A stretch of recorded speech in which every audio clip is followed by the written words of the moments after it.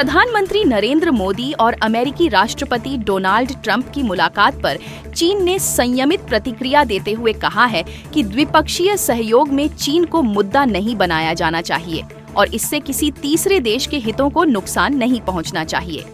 चीनी विदेश मंत्रालय के प्रवक्ता गुओ जियाकुन ने स्पष्ट किया कि एशिया प्रशांत क्षेत्र को भू राजनीतिक प्रतिद्वंद्विता का केंद्र नहीं बल्कि शांतिपूर्ण विकास का केंद्र माना जाना चाहिए।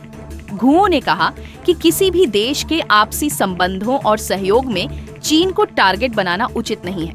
उन्होंने यह भी कहा कि किसी विशेष समूह का निर्माण या गुटीय राजनीति से जुड़ना क्षेत्रीय सुरक्षा को मजबूत करने के बजाय अस्थिरता को बढ़ावा देगा।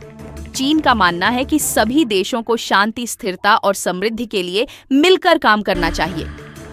मोदी और ट्रंप की इस बैठक में रक्षा सहयोग को मजबूत करने सहित कई अहम मुद्दों पर चर्चा हुई। दोनों नेताओं ने हिंद प्रशांत क्षेत्र को स्वतंत्र, खुला, शांतिपूर्ण और समृद्ध बनाने के लिए भारत अमेरिका साझेदारी को महत्वपूर्ण माना।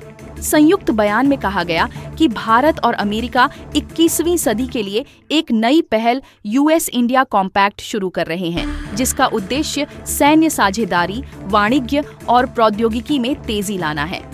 इस मुलाकात में क्वाड गठबंधन को मजबूत करने पर भी चर्चा हुई, जिसमें भारत के साथ अमेरिका, जापान और ऑस्ट्रेलिया शामिल हैं।